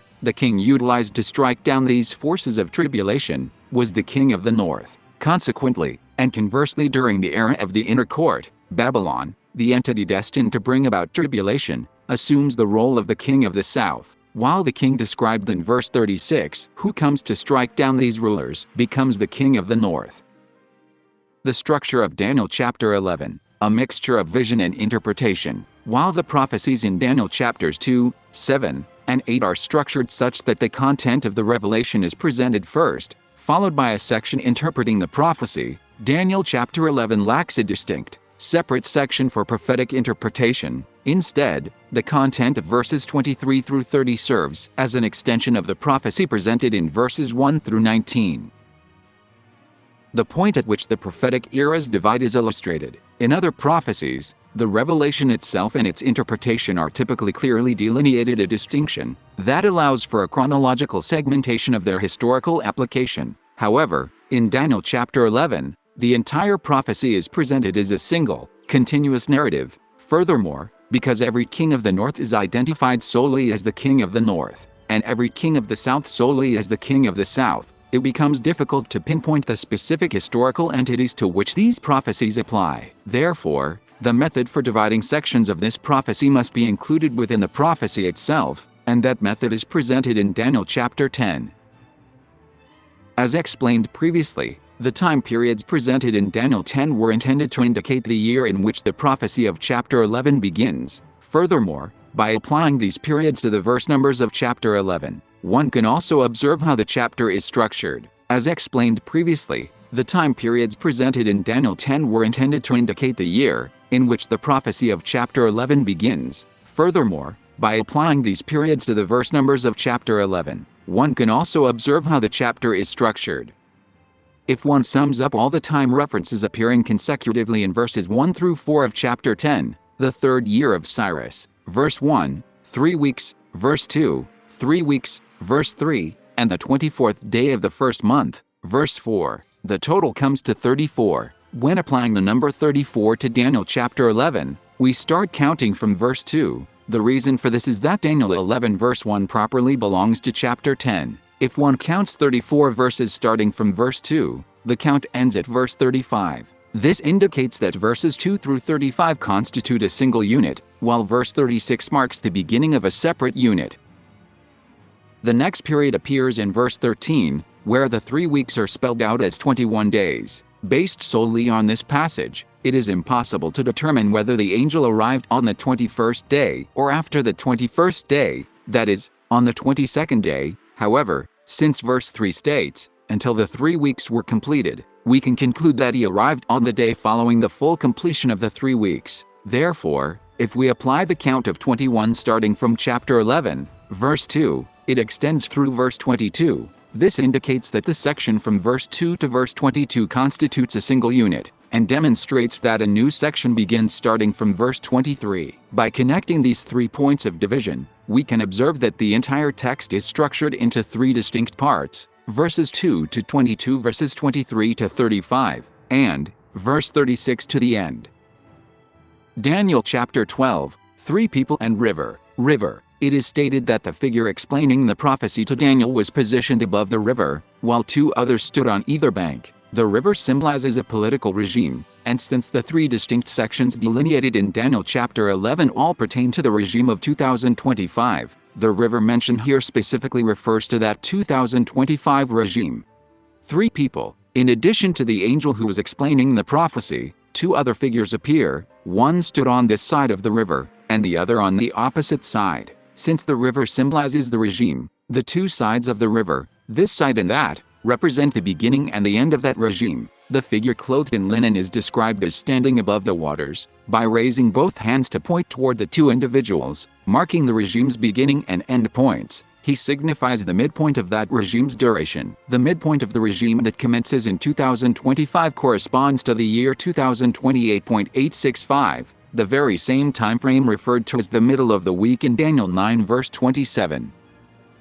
A time, times, and half a time. Since the duration of the night in Daniel 7 was 2 years, combining the night and the day yields a total of 4 years for a single day. The fact that a day corresponds to 4 years indicates that the unit of time, symbolized by a single day in Daniel 7 and 8, is equivalent to 1 time. Therefore, a time, times, and half a time amounts to a total of 14 years. As the midpoint of this period represented by the 3 angels occurred in the year 2028.865, adding 14 years to this point brings us to the year 2042.865.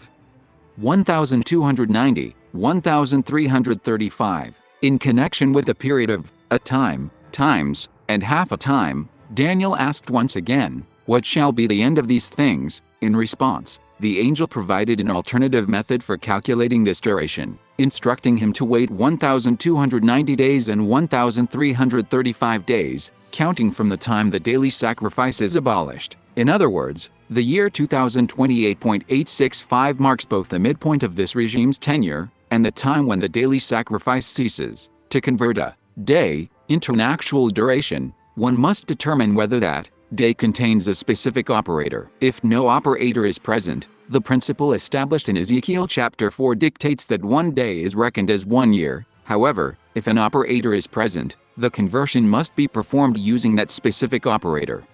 According to Exodus chapter 16, the maximum amount of manna that each person was permitted to gather daily was 1 omer, and it is stated that an omer is 1/10 of an ephah.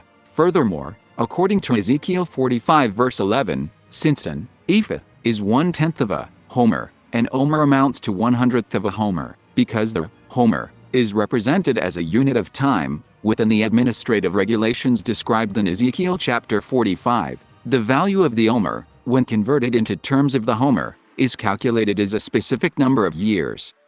If 1 day is calculated as 0.01 years, then 1,290 days amount to 12.9 years, and 1,335 days amount to 13.35 years. Adding 12.9 to 2028.865 yields the year 2041.765, while adding 13.35 to 2028.865 yields 2042.215. With the exception of the 1,335-day period, these other timeframes also correspond to the years that appear in the measurement of the Ezekiel's temple.